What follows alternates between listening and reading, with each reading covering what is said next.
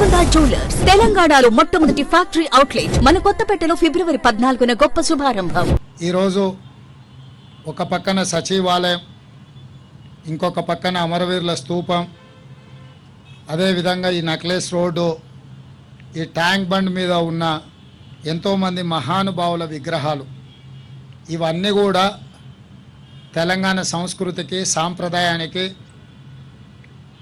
ఈ రాష్ట్ర విముక్తి కోసం, ఈ దేశ స్వతంత్రం కోసం పోరాటం చేసి అమరులైన చాలామంది విగ్రహాలు ఇక్కడ ఉన్నాయి. అయితే ఆ పక్కన డాక్టర్ బాబాసాహెబ్ అంబేద్కర్, ఇంకొక పక్కన శ్రీమతి ఇందిరాగాంధీ, ఆ పక్కన మాజీ ప్రధానమంత్రి పివి నరసింహారావు గారు, ఇంకా కాస్త ముందుకెళ్తే కీర్తిశేషులు జైపాల్ రెడ్డి గారు, వీళ్ళందరి విగ్రహాలు, సమాధులు ఈ ప్రాంతంలో ఉన్నాయి. నేను ముఖ్యమంత్రి అయిన తర్వాత ఈ ప్రాంతంలో పర్యటిస్తున్నప్పుడు వీటన్నిటిని చూసిన తర్వాత ఒక లోటు ఉన్నది. ఆ లోటే శ్రీ రాజీవ్ గాంధీ గారి విగ్రహాన్ని ఇక్కడ పెట్టడం ద్వారా ఈ దేశ యువతకు స్ఫూర్తిని నింపాలని, సాంకేతిక టెలికాం రంగంలో విప్లవాత్మకమైన మార్పులు తీసుకొచ్చి ఈరోజు కోట్లాది మంది యువకులకు ఉద్యోగ ఉపాధి అవకాశాలు వచ్చినాయి అని అంటే శ్రీ రాజీవ్ గాంధీ గారి దేశంలో కంప్యూటర్ను పరిచయం చేయడం.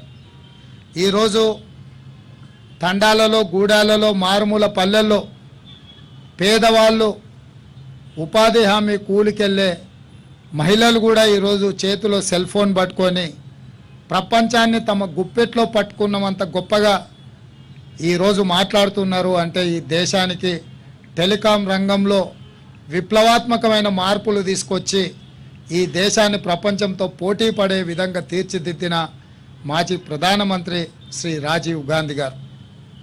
విప్లవాత్మకమైన మార్పులు ఉద్యోగ ఉపాధి అవకాశాలలోనే కాదు, యువతకు ఆదర్శంగా నిలబడే విధంగా దేశం కోసం అవసరమైనప్పుడు దేశాన్ని విచ్ఛిన్నం చేయాలని అసాంఘిక శక్తుల నుంచి, విదేశీ కుట్రల నుంచి దేశాన్ని కాపాడడంలో ఆఖరి శ్వాస వరకు, చివరి రక్తపు బొట్టు వరకు ఈ దేశ సమగ్రతను కాపాడడంలోనే వారు నిమగ్నమై చివరికి వారు నేల కొరిగినరు.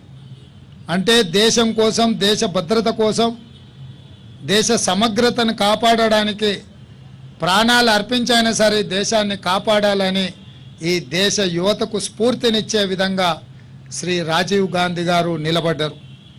ఈరోజు మనం ఎక్కడైతే ప్రతిష్ఠించుకుంటున్నామో ఆ విగ్రహాలను వర్ధంతికో, జయంతికో దండలేసి దండం పెట్టడానికి కాదు, మనం ఇంట్లో నుంచి బయలుదేరినప్పుడు, మనం సమాజంలో ప్రజల్ని కలిసినప్పుడు కూడలిలో మహానుభావుల విగ్రహాలను చూస్తే వారి స్ఫూర్తి, వారి ఆదర్శాలు మనల్ని ముందుకు నడిపించడానికి అవసరమైన స్ఫూర్తినివ్వడానికే ఈరోజు ఇలాంటి విగ్రహాలు మనం ప్రతిష్ఠించుకుంటున్నాము.